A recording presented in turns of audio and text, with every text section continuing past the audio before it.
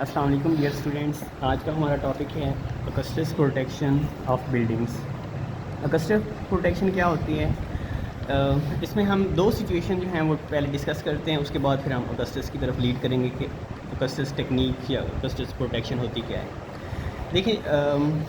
आपके पास अगर एक ऐसी बिल्डिंग या एक ऐसी जगह जहाँ पर आपके पास जो सरफेस है वो रफ़ है,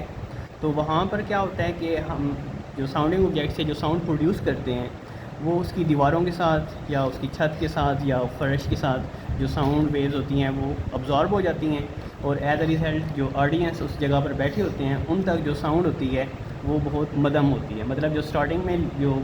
पहली एक दो रोज़ में जो लोग बैठे होते हैं उन तक तो आवाज़ पहुंच रही होती है, लेकिन जो एंड पर जो लोग बैठे होते हैं उन तक वो आवाज़ पहुंचते पहुंचते फीबल हो जाती है, मतलब मदम हो जाती है या उन तक पहुंचती नहीं है। या फिर आपके पास बाज़ दफ़ा हम जो रूम्स की वॉल्स या आपके पास उसका जो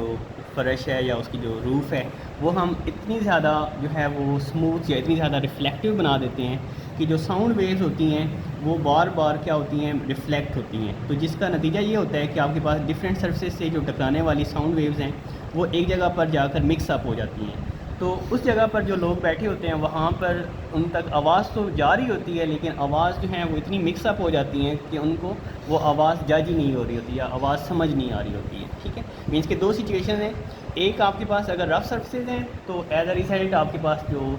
आवाज़ें हैं वो बैठ जाएंगी, अब्जॉर्ब हो जाएंगी और ऑडियंस के लिए सुनना मुश्किल हो जाएंगी या उन तक जो आवाज़ है वो पहुँच ही नहीं पाएगी।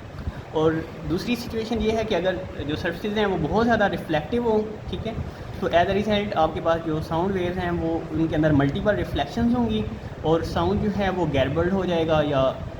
यानी कि आपके पास जो साउंड है वो मिक्सअप हो जाएगा, और ऑडियंस के लिए जो आपके पास वो आवाज़ है उसका जज करना या उसको सुनना जो है वो थोड़ा मुश्किल होगा। तो अब हमने इन दोनों सिचुएशंस के दरमियान एक जो है वो मैनेजमेंट करनी है, एक बैलेंस जो है वो अचीव करना है कि आपके पास जो हॉल के अंदर या उस जगह पर जितने भी लोग बैठे हुए हैं उन सब तक आवाज़ भी पहुंचे और उन सब को उस आवाज़ की समझ भी आए। ठीक है, मीन्स कि आपके पास ये जो टेक्निक या ये जो मेथड हम अप्लाई करते हैं मीन्स कि इन दोनों चीज़ों के दरमियान यानी कि अब्जॉर्प्शन और रिफ्लेक्शन के दरमियान में हम एक बैलेंस अचीव करते हैं। उस बैलेंसिंग को या उस साउंड की मैनेजमेंट को हम क्या कहते हैं, अकस्टिक कहते हैं। यानी कि अकस्टिक आपके पास बेसिकली एक ऐसा मेथड, एक ऐसी टेक्निक है जिसमें हम साउंड की मैनेजमेंट करते हैं। मीन्स कि आपके पास लोगों के लिए आवाज़ को ऑडिबल बनाते हैं ताकि वो उसको आसानी से या कंफर्टेबल वे में जो है वो सुन सकें। तो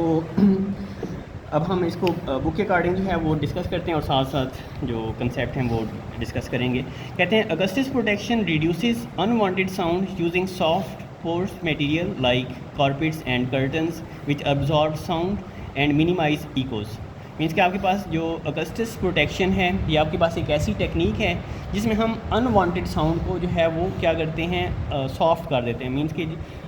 जैसे मैंने डिस्कस किया कि अगर आपके पास जो सर्फेसेज हैं वो बहुत ज़्यादा हाईली रिफ्लेक्टिव हैं तो वो मल्टीपल रिफ्लेक्शंस की वजह से उनके अंदर से जो इको है वो प्रोड्यूस होगी जो कि आपके पास साउंड को जो है वो अनकंफर्टेबल कर देगी या साउंड को जो ऑडियंस हैं उनके लिए जो है वो सुनना थोड़ा मुश्किल कर देगी। तो हम क्या करते हैं, मुख्तलिफ़ टेक्निक्स जैसे कि हम कारपेट्स या कर्टन्स वगैरह जो हैं वो यूज़ करते हैं। जिस तरह आपके पास हम देखते हैं कि जो स्पीकर का जो फ्रंट होता है यानी कि जहाँ से आवाज़ जो है वो रिलीज़ हो रही होती है उसके आगे हमने एक बारीक सा पर्दा लगाया होता है। ठीक है, अगर हम इस पर्दे को आगे से हटा दें तो एज अ रिजल्ट क्या होगा कि जब इस स्पीकर से आवाज़ निकलेगी तो इसकी वाइब्रेशंस जो हैं वो साथ में इतनी ज़्यादा होंगी कि आपके पास जो आवाज़ है वो ऑडियंस तक जो है वो क्लियर साउंड नहीं पहुंचेगा। ठीक है, तो ये जो आपके पास इसके फ्रंट पर हम कर्टन लगाते हैं यानी कि स्पीकर या जो आपके पास जो बॉक्स होते हैं उसके फ्रंट पर जो कर्टन वगैरह लगाए जाते हैं वो इसमें से जो अनडिज़ायरेबल साउंड होती हैं यानी कि जो इकोज़ होती हैं उनको अपने अंदर अब्जॉर्ब कर लेते हैं और जो प्योर साउंड होता है या आपके पास ऑडिबल साउंड जो होता है उसको आगे से रिलीज़ करवा देते हैं, और एज अ रिजल्ट जो ऑडियंस होती हैं वो उनको आसानी से जो है वो सुन सकते हैं या कंफर्टेबल वे में सुन सकते हैं। तो इसी टेक्निक को यानी कि साउंड को मैनेज करना जो है वो आपके पास अकस्टिक कहलाता है। ठीक है, which absorb sound and minimise echoes. Hard smooth surfaces reflect more sound, while excessive absorption can weaken audibility in the classroom and halls. ये जो हमने दो सिचुएशन डिस्कस की हैं कि अगर आपके पास जो सर्फेसेज हैं वो बहुत ज़्यादा हार्ड या रिफ्लेक्टिव हों तो वो क्या करती हैं, साउंड को बहुत ज़्यादा रिफ्लेक्ट करती हैं, जबकि दूसरी तरफ जो अब्जॉर्प्शन ऑफ द साउंड है वो जो ऑडिबिलिटी है उसको वीकन कर देती हैं। मतलब अगर रफ सर्फेसेज हैं तो वो साउंड को अपने अंदर अब्जॉर्ब कर लेंगी और ऑडियंस तक जो आवाज़ है वो पूरी तरह से नहीं पहुंचेगी, जिसकी वजह से क्लासरूम या हॉल्स में जो लोग बैठे होंगे उन तक आवाज़ जो है वो पूरी तरह से नहीं पहुँच पाएगी। Multiple reflection known as reverberation can distort sound. तो ये जो आपके पास हमने ऊपर डिस्कस किया है कि जो हार्ड और स्मूथ सर्फेसेज हैं ये आपके पास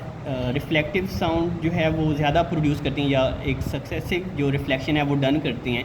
तो जो आपके पास मल्टीपल रिफ्लेक्शंस होते हैं यानी कि बार बार उस सर्फेसेज के साथ जो साउंड वेव्स हैं वो टकरा रहे हैं और वो ख़त्म नहीं हो रहे और जो मल्टीपल इकोज़ हैं वो डेवलप कर रहे हैं, इस चीज़ को हम रिवर्बरेशन कहते हैं। कैन डिस्टॉर्ट साउंड, जो कि आवाज़ को जो है वो बिगाड़ सकता है, मतलब उसके अंदर जो है वो मिक्सिंग हो जाती है और जो साउंड है वो उस जगह पर मौजूद तो होता है लेकिन वो साउंड है क्या या वो आवाज़ है क्या वो हमें समझ नहीं आ रही होती है। So a balance between reflection and absorption is essential in auditoriums, lecture halls and theatres, यानी कि जहाँ पर बहुत ज़्यादा लोग या बहुत ज़्यादा अटेंडेंस जो है वो मौजूद होती है, जैसे कि ऑडिटोरियम हॉल्स हैं, लेक्चर हॉल हैं या थिएटर्स हैं या सिनेमा हॉल हैं, वहाँ पर जो है वो गैदरिंग बहुत ज़्यादा होती है। तो हमने पहली सीट से लेकर जो एंड तक जो लोग बैठे होते हैं या जो लेफ़्ट राइट जो लोग स्टेज के बैठे होते हैं उन सब तक हमने इक्वल साउंड जो है वो डिलीवर करना होता है। तो हम इस रिफ्लेक्शन और अब्जॉर्प्शन के बिटवीन में एक बैलेंस अचीव करते हैं, ठीक है। तो ये बैलेंस को अचीव करना यानी कि इसके लिए हम मुख्तलिफ़ टेक्निक्स जो हैं वो अप्लाई करते हैं। जैसे आपके पास जो इनकी छतें होती हैं वो हम ऊपर से कर्व बना देते हैं, क्योंकि जो कर्व सर्फेस होती हैं वो आपके पास ज़्यादा रिफ्लेक्टिव होती हैं, मतलब जितना एंगल जो है वो बेहतर तरीके से डन होगा आपके पास जो साउंड है वो उतने बेहतर तरीके से रिफ्लेक्ट होंगे। यानी कि अगर आपके पास सिनेमा हॉल या जो थिएटर हॉल होते हैं उनकी जो छत हैं वो अगर हम प्लेन बनाते हैं तो एज अ रिज़ल्ट जो साउंड है वो छत में अब्जॉर्ब हो जाएगी, तो एज अ रिज़ल्ट जो ऑडियंस जो पीछे या दूर बैठे हुए हैं स्टेज से उन तक आवाज़ नहीं पहुँचेगी। लेकिन अगर हम उनकी जो छतें हैं वो कर्व बना देते हैं तो एज अ रिज़ल्ट जो साउंड है वो रिफ्लेक्ट होकर क्या होगी नीचे की तरफ, यानी कि ऑडियंस की तरफ जो है वो मूव कर सकती है और वो आसानी से उस आवाज़ को सुन सकते हैं। तो इस तरह हम जो ये जो कंसर्ट होते हैं, म्यूज़िकल कंसर्ट होते हैं, वहाँ पर हम देखते हैं कि जो आपके पास स्पीकर का जो फेस होता है, मतलब आपके पास जो सिंगर होता है उसके सामने जो स्पीकर पड़े होते हैं उनका जो फेस होता है वो हम डायरेक्ट ऑडियंस की तरफ नहीं करते हैं। मतलब अगर ऑडियंस यहाँ पर बैठी हुई है फ्रंट पर तो हम स्पीकर का जो फेस है वो ऑडियंस की तरफ नहीं करेंगे, बल्कि हम स्पीकर को जो है वो स्टेज की तरफ उसका फेस रखते हैं। अब इसका यानी कि पर्पस क्या होता है कि अब स्टेज के बिहाइंड में हमने एक बहुत बड़ी यानी कि एक रिफ्लेक्टिव सरफेस जो है वो लगाई होती है। तो एज अ रिज़ल्ट आपके पास जो साउंड है वो पहले इस रिफ्लेक्टिव सरफेस के साथ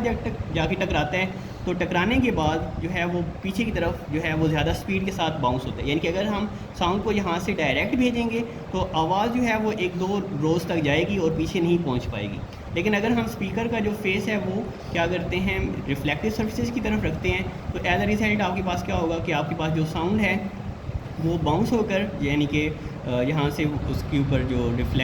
यानी कि रिएक्शन की वजह से आपके पास जो साउंड है वो ज़्यादा बेहतर तरीके से या ज़्यादा स्पीडली जो है वो मूव करेगी और एज अ रिज़ल्ट जो उस ऑडिटोरियम हॉल में जितने भी लोग बैठे होंगे उन सब तक आवाज़ जो है वो प्रॉपर पहुंचेगी। इसको हम यूँ भी डिस्कस कर सकते हैं कि अगर हम एक बॉल को जो है वो नॉर्मली जो है वो एक थ्रो करते हैं तो वो आपके पास थोड़ा डिस्टेंस ट्रैवल करेगी, लेकिन अगर हम उसको हमारे करीब जो दीवार है उसके ऊपर अगर हम ज़ोर से उसको मारते हैं, ठीक है, तो वो जो दीवार यानी कि बॉल जो है वो दीवार से टकराने के बाद जो है वो ज़्यादा ट्रैवल करेगी। यानी कि आपके पास वो बाउंसिंग जो है वो साउंड को ज़्यादा स्पीड प्रोवाइड करती है, जिसकी वजह से जो साउंड है वो हॉल के अंदर स्प्रेड आउट हो जाता है। तो इस तरह की जो टेक्निक्स हैं या जो मेथड्स हैं वो अप्लाई करके हम आवाज़ को ऑडिबल बनाते हैं और यही चीज़ आपके पास अकस्टस भी कहलाती है। तो reflective surfaces behind the stage help direct sound to the audience. Additionally, curved ceiling and soundboards are often used to ensure even sound distribution throughout the hall। यानी कि हम एक तो जो आपके पास सीलिंग्स हैं या आपके पास जो साउंड बोर्ड्स हैं वो हम बिहाइंड द स्टेज जो है वो मैनेज करते हैं, जिससे आवाज़ जो है वो टकराने के बाद जो है वो पूरे हॉल के अंदर फैल जाती है। इस तरह जो सीलिंग्स होती हैं उनको हम कर्व बनाते हैं, मतलब जो ऑडिटोरियम हॉल की कंस्ट्रक्शन वक्त जो है ये इस चीज़ का ख्याल रखा जाता है कि उनकी जो छतें हैं वो कर्व बनाई जाएँ, ठीक है। तो जितनी ज़्यादा कर्व सर्फेस होंगी वो उतना ज़्यादा यानी कि एंगल के साथ आवाज़ उनसे टकराएगी और आवाज़ जो है वो पूरे यानी कि ऑडियंस तक जो है वो डिस्ट्रीब्यूट हो जाएगी, ठीक है। इस तरह हम जो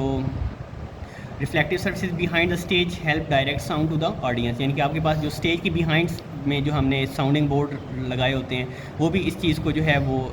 मतलब मैनेज करने के लिए यूज़ होते हैं और आवाज़ को जो है वो पूरे हॉल के अंदर डिस्ट्रीब्यूट करवाते हैं। तो ये बेसिकली आपके पास जो अकस्टस है वो साउंड की मैनेजमेंट है, मींस कि हमने साउंड को किस तरह से डिलीवर करना है ताकि वो तमाम ऑडियंस तक जो है वो इक्वली पहुँचे। अब इसमें ये भी होता है कि अगर जो लोग अगर करीब यानी कि अगर पहली रो में बैठे हैं तो उनके लिए हम साउंड को इस तरह मैनेज करते हैं कि आवाज़ जो है वो उनके लिए इतनी ज़्यादा तेज़ ना हो कि वो उठकर पीछे चले जाएं, या जो पीछे लोग बैठे हैं उन तक आवाज़ इतनी मध्यम ना हो कि वो आगे आने पर मजबूर हो। यानी कि हम हर रो का यानी कि हर सीट का या हर जो आपके पास डिस्टेंस होता है स्टेज से उसके अकॉर्डिंग जो साउंड है वो उस हॉल के अंदर डिलीवर करवाते हैं, ठीक है। यानी कि हर एक चीज़ का जो है वो ख्याल रखा जाता है ताकि जो साउंड है वो प्रॉपर तरीके से पहुँच जाए। तो ये आपके पास जो टेक्निक है या ये जो मेथड है ये आपके पास अकस्टस प्रोटेक्शन कहलाता है, ठीक है।